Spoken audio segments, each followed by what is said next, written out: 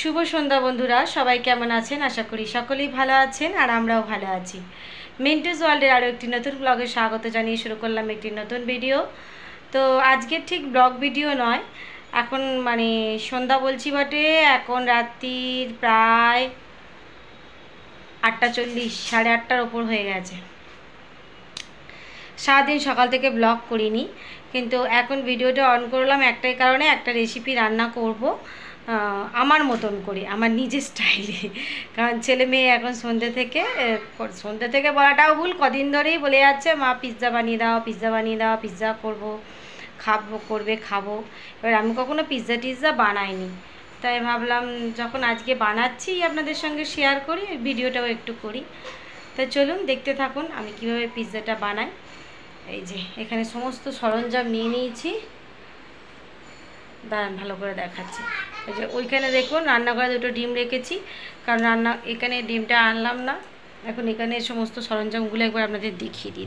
এই দেখুন এখানে কিউব কিউব করে পেঁয়াজ, ক্যাপসিকাম, টমেটো কেটে রেখেছি। আর এখানে একটু দুধ নিয়েছি, এই যে সস, আর এই যে ছোটো ছোটো 2টো চিজ আনা হয়েছে, আর একটু বাটার নিয়েছি। ডিমটা তো বলেই দিলাম ওখানে। আর এই যে ব্রেডগুলোকে এখন কাটবো, চলুন।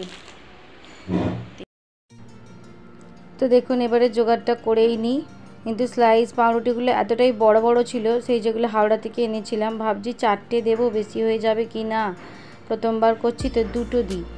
তারপর যখন কাটছিলাম তখন 3টের মতন কাটছি, সেই সময় আবার কারেন্টটা অফ হয়ে গেল, এক্ষুনি দেখতে পাবেন।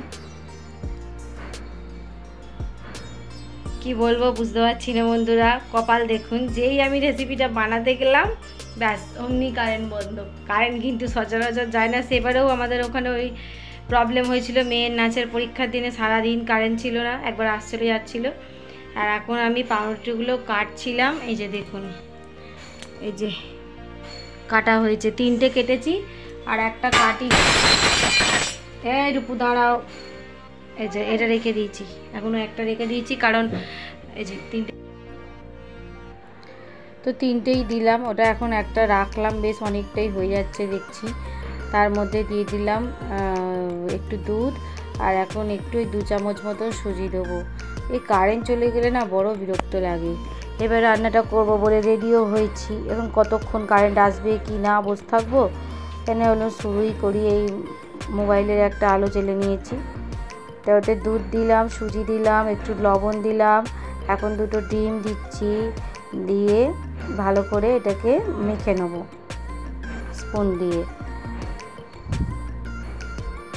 এই যেরকম করে অনেকক্ষণ মাখতে হবে। তারপরে আরেকটু দুধও দিয়েছিলাম আমি, কারণ ফ্রিজে আরেকটু দুধ ছিল, ভাবলাম ওইটা একটু বার করে তাতিয়ে দিই। দেখুন এখন পুরো কি সুন্দর বেল্ট হয়ে গেছে। এবারে গরম তাওয়াটা বসিয়ে দিয়েছি, দিয়ে একটু বাটার দিয়ে দেবো, দিয়ে ওই মাখার যে জিনিসটা তৈরি করলাম ওটাও দিয়ে দেবো।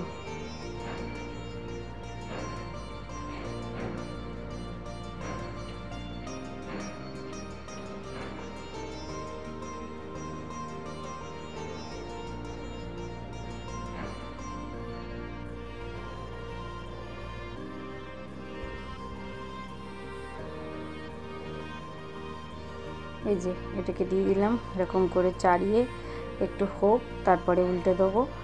এই যে দেখুন হয়ে গেছে ওদিকটা, কিন্তু খুন্তি দিয়ে উল্টাতে সাহস পেলাম না, যদি ভেঙে যায় মাঝখান থেকে। ভারী মতন হয়েছে না, মোটা মতন দিয়েছি, তবে যেই খুন্তি দিয়ে উল্টানোর চেষ্টা করছি আমার মন বলছে উল্টাতে গেলেই ভেঙে যাবে, ওই জন্য ঠিক এইভাবেই চাটুর ওপরে দিয়ে উল্টে নিলাম। আর এইতে একটু দিয়ে দিলাম সস, আর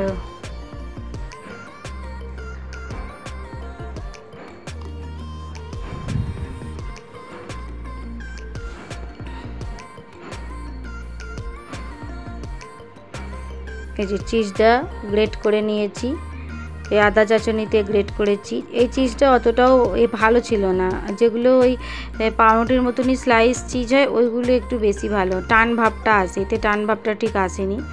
আর ওপর থেকে এই সাজিয়ে দিচ্ছি একটু ক্যাপসিকাম আর পেঁয়াজ আর টমেটো যেগুলো কুটে রেখেছিলাম। আমার ছেলে বলে মা একটু পনির দিয়ে দাও, আমি বললাম যে থাক, আর পনির খেতে হবে না, কালকে পনির দিয়ে কিছু বানিয়ে দেবো, খাবি। এতই আমার বাবু পনির খেতে ভালোবাসে, সবসময় ওর পনির সবেতেই ও পনির দিতে পছন্দ করে আর কি।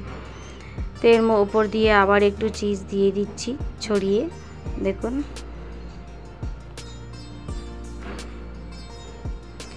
দিয়ে এবারে একটু ঢাকনা দিয়ে রাখবো কিছুক্ষণ, 7-8 মিনিট মতন ঢাকনাটা দিয়ে রেখেছিলাম।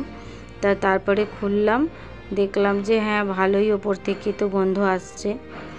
আর ঢালবো কী করে, সাঁড়াশি ধরে নিয়ে চলে গেলাম, এইখানে নিয়ে চলে এলাম ঢালতে। এই যে দেখুন, দেখলেন পুরো সবই হয়েছে। এটা যদি আমি অন্য রুটি দিয়ে করতাম, মানে যেটা আর কি পিৎজার রুটি হয়, ওগুলোও কিনতে পাওয়া যায়, কিন্তু আমি ওগুলো কিনলাম না, কাঁচা রুটি ওগুলোও পাওয়া যায়। দেখতে তো ভালোই হয়েছে, খেতেও যে খুব খারাপ হয়েছে তা নয়, তবুও ওই দোকানের পিৎজার মতন তো আর করতে পারিনি।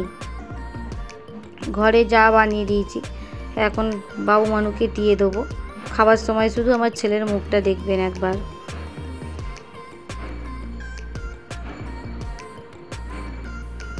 দেখছেন, এই যে টানছি চিজটা, কিন্তু ওই টানা ভাবটা আসেনি। এই যে বার করলাম একটা পিস কেটে, যেই টানছি যে টানা ভাবটা আসে, ওটা কিন্তু আসেনি। ওই চিজটা অতটা ছিল না মানে। কিন্তু আমার মেয়ে খুব খুশি করে আনন্দ করেই খেয়েছে, যে ওর খুব ভালো লেগেছে। ও খালি বলে যে মা কি সুন্দর বানিয়েছো। বাবুও বলে অন্যান্য রান্নায়, কিন্তু এটা মনে হচ্ছে বাবুর পছন্দ হয়নি। কি আর বলবে, মুখের সামনে ক্যামেরা ধরে আছি, গান নাচছে।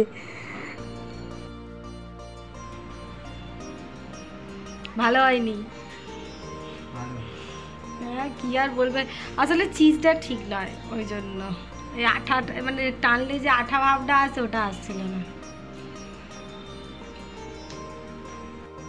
চালু করলাম তো বন্ধুরা, বরকে দিয়ে দিলাম একটা কেটে, ওকে আর একটা দেবো, মানে হয়েছে তো ওটাতে দুটো।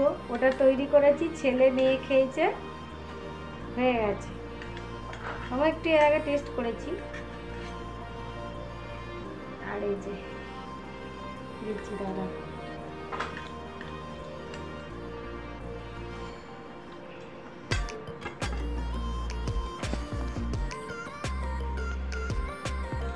এই যে দেখুন।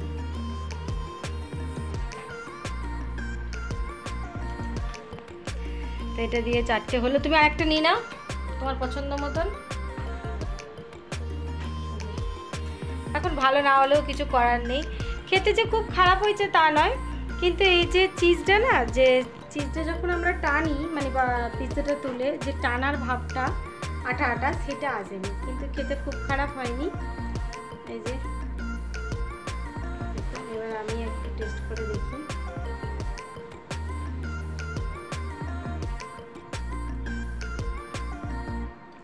ঠিক আছে, ঘরে বানানো, নিজের হাতে,